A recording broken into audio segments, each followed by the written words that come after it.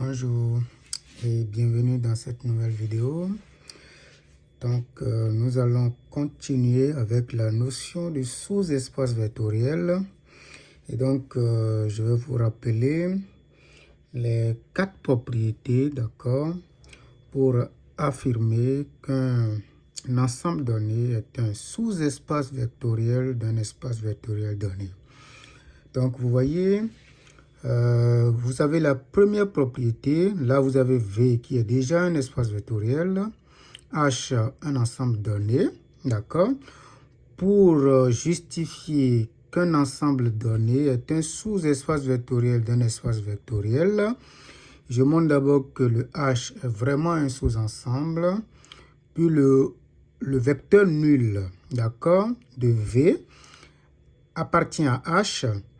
Puis lorsque je prends U qui est dans H, V dans H, nécessairement la somme aussi va être dans H. Lorsque je prends une constante dans R, puis je prends U dans H, il faut que le C fois U soit également dans H. Donc mon objectif aujourd'hui, c'est de l'appliquer, d'accord, sur 4 exemples. Là, vous allez voir comment est-ce que ça marche, d'accord. Mon tout premier exemple, je vais vous montrer, d'accord, l'ensemble des polynômes, d'accord, de degré au plus 3, d'accord, mais les coefficients sont des entiers, d'accord. Ça veut dire quoi? Vous avez V ici, va être ce qu'on appelle généralement P3. Le V, d'accord, c'est l'espace des polynômes de degré au plus 3. De degré au plus 3. Mais là, je prends, d'accord, un sous-ensemble que j'appelle H1. Toujours les polynômes, d'accord, de degré au plus 3. Mais cette fois-ci, j'impose la condition que les coefficients soient des entiers. Vous voyez que c'est bien entendu, H1 est effectivement un sous-ensemble de P3 parce que si je prends n'importe quel polynôme dans H1, d'accord, ce polynôme est forcément de degré au plus 3, d'accord. C'est seulement les coefficients qui sont des entiers et donc appartiennent à R, d'accord. Maintenant, qu'est-ce que je vais faire pour cet ensemble H1?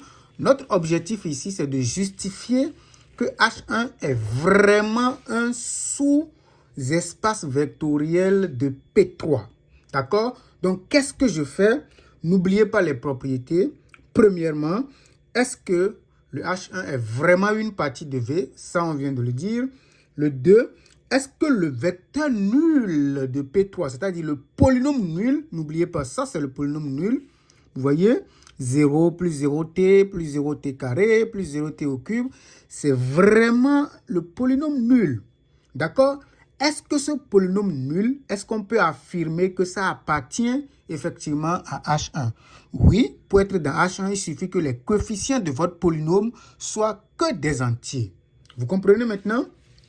Ça, c'est la définition de H1 dans notre exercice. D'accord? Il faut que tous les coefficients, d'accord, soient des entiers. Donc, quand je regarde correctement le polynôme nul, je vois clairement que 0 est un entier. D'accord? Et donc, le polynôme nul appartient effectivement à H1. D'accord? Maintenant, je vais regarder maintenant les autres propriétés. D'accord? Si je prends deux polynômes, c'est-à-dire je prends deux éléments dans H1, est-ce que j'ai toujours la somme dans H1? Ça, on le voit clairement parce que si je prends un premier polynôme que j'appelle P1 et que tous les coefficients sont des entiers, si je prends un deuxième polynôme qui est P2 et que tous les coefficients aussi sont des entiers, lorsque je vais faire la somme, ça revient à faire simplement la somme des coefficients. Je fais la somme coefficient par coefficient et comme j'ai que des entiers, la somme va être toujours un entier. D'accord? Pourquoi je ne l'écris pas? C'est parce que le dernier point, d'accord, n'est pas toujours vrai. Parce que, par exemple, le point 4, il faut prendre maintenant une constante. D'accord? Si je prends une constante quelconque, un réel quelconque dans R, d'accord, il faut que je multiplie, d'accord, le C par un polynôme qui est déjà dans H1. Donc, je prends un polynôme, je le multiplie par C. Le problème ici, c'est que C n'est pas forcément un entier. Donc, je peux prendre C qui n'est pas un entier. Je peux prendre, par exemple, C égale, par exemple, 1 demi. D'accord? Puis, je prends un polynôme P égale, par exemple, 2 plus 3t plus 4t carré plus 5t au cube. Mais si je prends 1 demi multiplié par P, vous êtes d'accord avec moi que ça fait 1 plus 3 demi de t plus 2t carré plus 5 sur 2t au cube. Mais vous voyez que tous les coefficients de ce polynôme, d'accord, ne sont pas forcément des entiers. Tous les coefficients ne sont pas des entiers. Par exemple, ça, ce n'est pas un entier. Ça également, ce n'est pas un entier. Donc, je viens de trouver un exemple de réel C qui ne marche pas, d'accord, qui fait que C multiplié par un élément de H n'est pas toujours un élément de H1. Par conséquent, d'accord, notre H1 n'est pas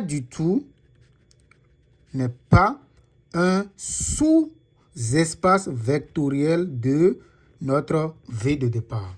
Ça, c'est bon. Maintenant, le H2. Deuxième exemple, le H2, qu'est-ce que je vais faire? Je vais maintenant choisir l'ensemble des polynômes de P3, d'accord, qui sont nuls en 0. Vous voyez? Ça, c'est le deuxième exemple. Faites très attention ici.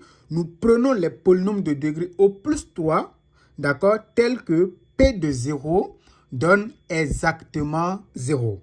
D'accord? Je fais la même chose. Qu'est-ce que je fais? Je regarde si effectivement H2 est effectivement dans notre P3. Donc, pas de problème, c'est dans P3 par définition. Maintenant, qu'est-ce que je fais? Je vérifie si le polynôme nul est effectivement dans H2. N'oubliez pas la définition de H2. Pour être dans H2, il faut que l'élément, ce polynôme en question, s'annule en 0. C'est-à-dire P de 0 égale 0.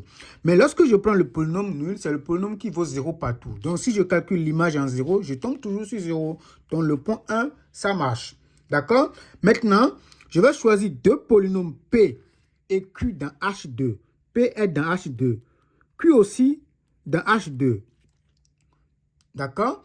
Maintenant, qu'est-ce que je vais faire? Je vais calculer P plus Q, d'accord, en 0. Je vais regarder, parce que mon objectif, c'est de vérifier si ceci appartient effectivement à H2. Donc, je vais calculer la somme.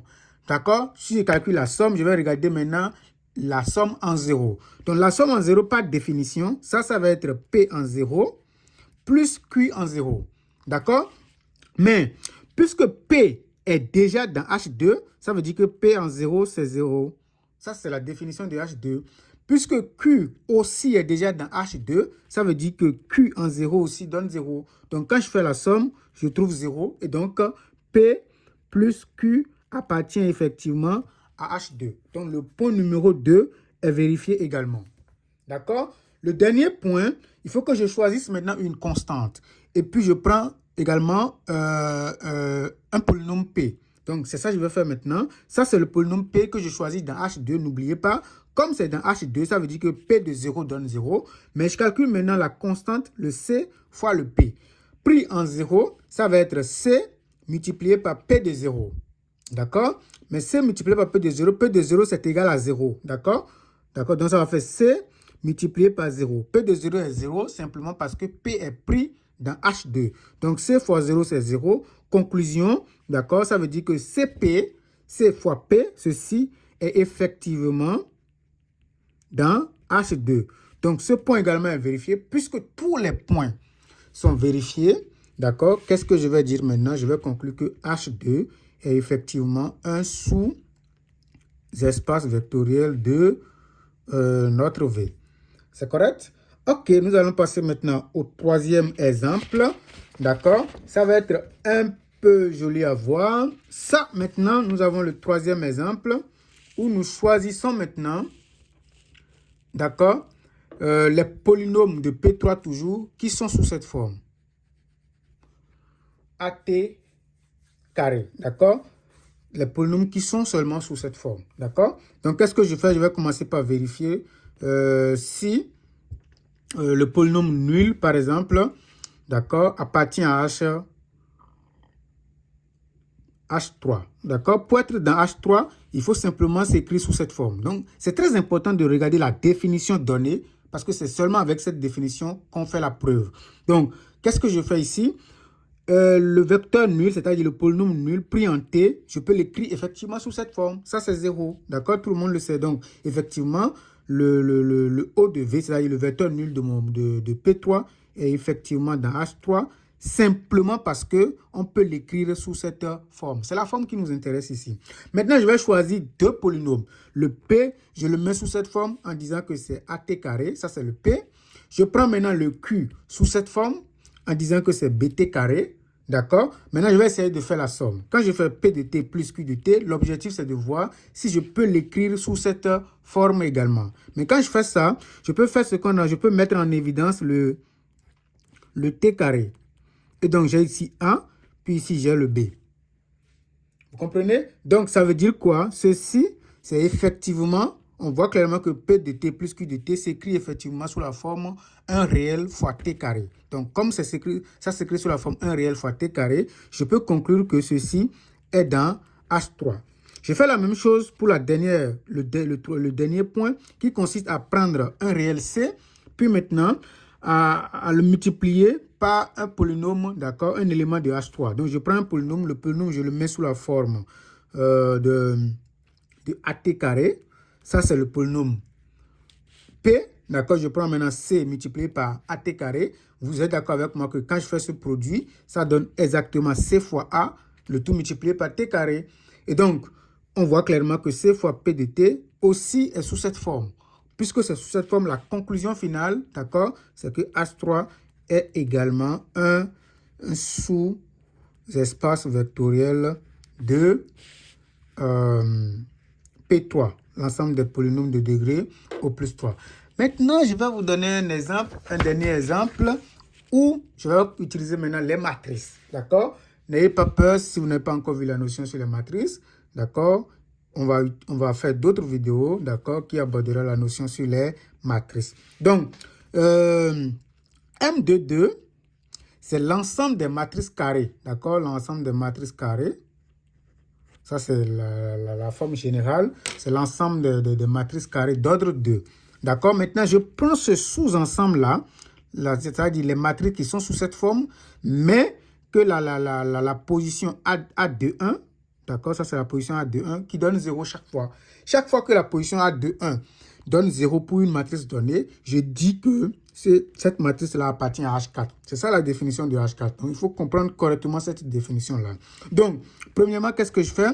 Je vais essayer de voir si le vecteur nul, c'est-à-dire si la matrice nulle d'ordre 2, la matrice carrée nulle d'ordre 2, appartient effectivement à H4. Ce qui m'intéresse, c'est seulement la position A de 1. D'accord? Ça, c'est A1, A12, A21, A22. Donc, ce qui m'intéresse, c'est la position A de 1. Chaque fois que A de 1 est nul, ça veut dire que j'ai un élément de H4. Donc, on voit clairement que la matrice nulle vérifie cette condition-là. Maintenant, je vais prendre deux matrices dans H4. D'accord? Donc, première matrice dans H4, vous voyez la forme, c'est effectivement pris dans H4 simplement parce que la position là est nulle. Ça aussi, c'est choisi dans H4 parce que cette position est nulle. Maintenant, je vais regarder leur somme. Quand je fais la somme, il suffit de faire la somme composante par composante, position par position. Donc ça, vous avez ça, vous avez ça, vous avez ça également. On voit clairement que, d'accord, la position A de 1 est encore 0. Par conséquent, on a la somme qui appartient à H4. La dernière condition, je vais prendre maintenant C multiplié par une matrice de cette forme. D'accord? Donc, quand je fais le produit, vous voyez que ici, j'aurai normalement C multiplié par 0, qui n'est rien d'autre que 0. Et donc, j'ai effectivement un élément de H4. Et par conclusion, ça veut dire que le H4 est un sous-espace vectoriel de M de 2, l'ensemble des matrices carrées de 2. Voilà, c'est la fin de la vidéo. Abonnez-vous pour plus de vidéos. Merci.